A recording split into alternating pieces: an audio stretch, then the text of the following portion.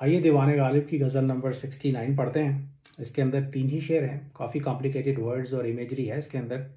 और वो शेर ये हैं कि वुस्सते सही करम देख कि सरता सरे खाक, वुस्सते सही करम देख कि सरता सरे खाक, गुजरे है आबला पा अबरे गुहर बार हनूज। यक कलम कागज़े आतिश ज़दा है सफ़ाए दश्त, यक कलम कागज़े आतिश ज़दा है सफ़ाए दश्त, नक्शे पा में है तबे गर्मी रफ्तार हनूज। दागे अतफाल है दीवाना बकोहसार हनूज, दागे अतफाल है दीवाना बकोहसार हनूज, खलवते संग में है नाला तलब कार हनूज। तो पहला शेर देखते हैं कि वुसते सही करम देख कि सरता सरे खाक, गुजरे है आबला पा अबरे गुहर बार हनूज। तो ये एक थोड़ा अनयूजुअल शेर है। इस चीज़ के अंदर जो हम एलिमेंट जिसको हमें अप्रिशिएट करना चाहिए वो है मिर्ज़ा गालिब साहब की इमेजिनेशन, जो एक पिक्चर वो पेंट करते हैं। इसके अंदर नेचर के करम की, नेचर की इनायत की, नेचर की काइंडनेस की बात की गई है, जो एक थोड़ा सा अनयूजुअल टॉपिक है। मिर्ज़ा गालिब की शायरी के अंदर वो एक कॉमन टॉपिक नहीं है। और क्या इसका कोई डीपर मीनिंग है, मेरे ख्याल में या मुझे समझ में नहीं आया, लेकिन बहुत खूबसूरत इमेजिनेशन है। तो इस केस में आप एक इमेजिन करें एक इंसान जो कि बहुत मेहरबान इंसान है, या वेरी काइंड पर्सन, जो कि दूर दूर तक जाके सफ़र करके लोगों की मदद कर रहा है, या इस प्रोसेस के अंदर वो थक चुका है, उसके सर से पाँव तक वो डस्ट में कवर हो चुका है, उसके पाँव में छाले पड़ गए हैं, लेकिन वो अपना काम करने से रुका नहीं है। Right, he is showering his kindness on the entire creation. अब इमेजिन करें कि जो इस कर्म को करने वाला है वो एक बादल है, या वो इमेजरी यहाँ पे यूज़ की गई है। वुसते सही करम देख कि सरता सरे खाक, गुजरे है आबला पा अबरे गुहर बार हनूज। वुसते सही करम का मतलब होता है the extent of the effort of kindness, या तो किस हद तक इस केस के अंदर जो है सही करम किया जा रहा है, उसका ये एक्सप्रेशन है। और सरता सरे खाक का मतलब है एंड टू एंड्स, पूरे आपका पूरा शरीर जो है इज़ कवर्ड इन डस्ट। आबला पा होने का मतलब है आपके पाँव में छाले पड़ गए हैं। अब्र गुहर बार का मतलब है एक ऐसा अब्र, एक ऐसा बादल जो कि मोती गिराता हुआ जा रहा है। अब मोती बादल क्या गिराते हैं, वो पानी की बूंदें गिराते हैं, हम बारिश करते हैं।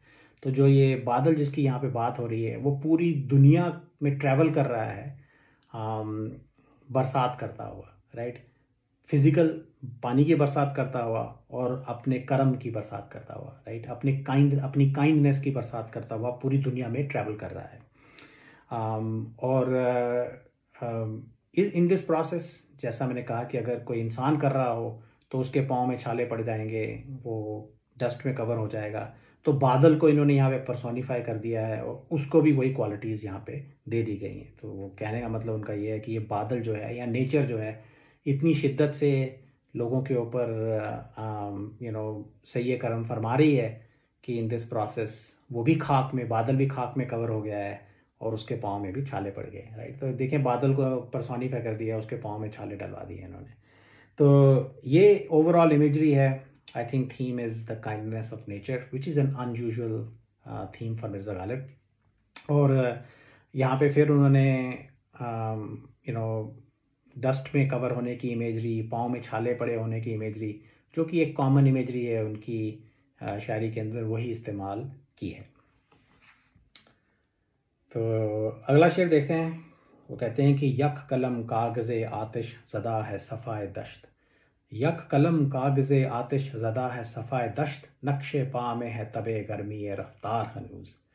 यक कलम मीन्स वन पेन, कागज़े आतिश ज़दा means a paper that is on fire, सफ़ाए दश्त का लिटरल मीनिंग है पेज ऑफ और the surface of the desert, नक्शे पा का मतलब है फुटप्रिंट, तबे गर्मी रफ्तार का मतलब है fever of the heat of movement. या तो ये थोड़ी मजनू साहब की लाइफ से मिलती जुलती इमेजरी है यहाँ पे।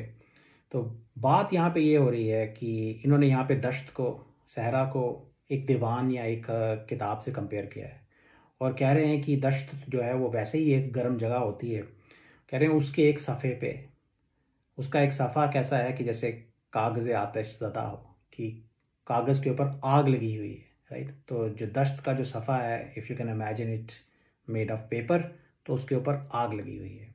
आग किस जगह से लगी हुई है, किस वजह से लगी हुई है? नक्शे पा में है तबे गर्मी है रफ्तार हनूज है। तो एक पागल आशिक, एक जुनूनी आशिक जो है, वो इस दश्त में घूम रहा है। उसके इमोशंस के अंदर इतनी इंटेंसिटी है, उसके अंदर इतनी पेन और सफरिंग की आग लगी हुई है कि वो जहाँ जहाँ अपना पाँव रखता है, जहाँ जहाँ उसका नक्शे पा बनता है, वहाँ वहाँ आग लगती जाती है, राइट। तो डेजर्ट ऑलरेडी बहुत गर्म है, लेकिन आशिक के इमोशंस उससे भी ज़्यादा गर्म है, राइट। और वो इमोशंस जो हैं वो उसको इस दश्त में बड़ी रफ्तार से घूमने पे मजबूर कर रहे हैं, और जहाँ जहाँ वो कदम रखता है वहाँ वहाँ आग लगती जाती है। ये इसके अंदर इमेजरी है। इसका एक एस्पेक्ट ये भी हो सकता है कि जिस मूवमेंट की यहाँ पे बात की है आशिक की, आशिक जो घूम रहा है, वो मिर्ज़ा गालिब साहब की अपनी शायरी भी हो सकती है, राइट।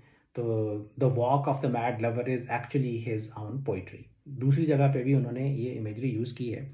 तो शायद वो ये कहने की कोशिश कर रहे हैं कि उनकी शायरी के अंदर इतनी इंटेंसिटी, इतनी गर्मी है कि वो डेजर्ट तक को जला देने की कैपेबिलिटी रखती है। और इस केस के अंदर जिस कागज़ के ऊपर वो शायरी लिख रहे हैं, जिस कलम से वो शायरी लिख रहे हैं, वो दोनों ही जो है जल रहे हैं, क्योंकि उनकी शायरी के अंदर इतने इंटेंस इमोशंस हैं, इतनी गर्मी है जिसको वो एक्सप्रेस करने की कोशिश कर रहे हैं।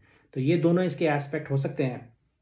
Overall this is an expression of a lover's feverish passion, the intensity of his emotions, the heat of his emotions, which is lighting the desert on fire.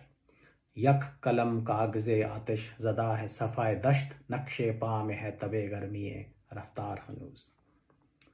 अच्छा, ये आखिरी शेर देखें कि दागे अतफ़ाल है दीवाना बकोहसार हनूज। दागे अतफ़ाल है दीवाना बकोहसार हनूज, खलवते संग में है नाला तलबगार हनूज। दागे अतफ़ाल होता है बच्चों का ज़ख्म, बच्चों ने जो ज़ख्म दिया हो वो, या बच्चों का के ऊपर जो ज़ख्म लगा हो वो। दीवाना तो आपको पता ही है, एक पागल या पागल आशिक। बकोहसार होने का मतलब है इन द हिल्स, पहाड़ों में कहीं चला गया है वो आशिक। हनूज स्टिल और नाव। खलवत संग, खलवत का मतलब होता है सिक्लूजन, एकांत, सिक्लूजन ऑफ द स्टोन।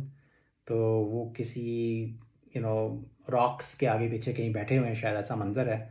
नाला तो आपको पता है लेमेंट और लेमेंटेशन। तलबगार होना means to seek something, to be desirous of something. इस शेर के लफ्ज़ों को डायरेक्टली मीनिंग के अंदर ट्रांसलेट करना मुश्किल है, लेकिन इमेजरी इसके अंदर फेमिलियर है। तो हुआ ये है कि जो दीवाना आशिक जो है वो कहीं पहाड़ों में जाके बैठ गया है। मजनू साहब के किस्से में ये आता है कि जब वो कपड़े फाड़ के, वो भी एक दीवाने आशिक थे, कपड़े फाड़ के अपने जुनून में गलियों में घूमते थे, तो बच्चे उनको पत्थर मारते थे जिससे कि उनको ज़ख्म लग जाते थे। उन्हीं दागे अतफ़ाल की यहाँ पे बात की गई है। और वो जो दीवाना आशिक जो पहाड़ों में जाके बैठ गया है, वो उन ज़ख्मों को मिस कर रहा है, राइट। और दूसरी लाइन में कहते हैं खलवत संग में है नाला तलबगार हनूज, और उनके जो नाले हैं वो भी उन ज़ख्मों के तलबगार हैं। They are desirous of the same wounds. क्यों हैं? कॉमन इमेजरी ये है कि जो पागल आशिक होते हैं वो इश्क की राह में जितने भी उनको ज़ख्म दिए जाएं, जितने भी उनको जुल्मों सितम सहने पड़े, पेन और सफरिंग सहनी पड़े, उसको वो सारा आंखों पे रखते हैं, राइट। उस दुख दर्द की वजह से ही वो ज़िंदा होते हैं, right. They really relish that pain and suffering. और वही दुख दर्द जो है उनके नालों के अंदर इंटेंसिटी पैदा करता है, उसी वजह से उनके नाले उठते हैं, राइट। और अब वो ज़ख्म उनको नहीं मिल रहे। So the mad ashik, the mad lover and his lamentation are both missing that. Yeah. तो ओवरऑल एक पागल आशिक की स्टेट को डिफाइन किया गया है जो कि इश्क में मिलने वाले दुख दर्द को मिस कर रहा है।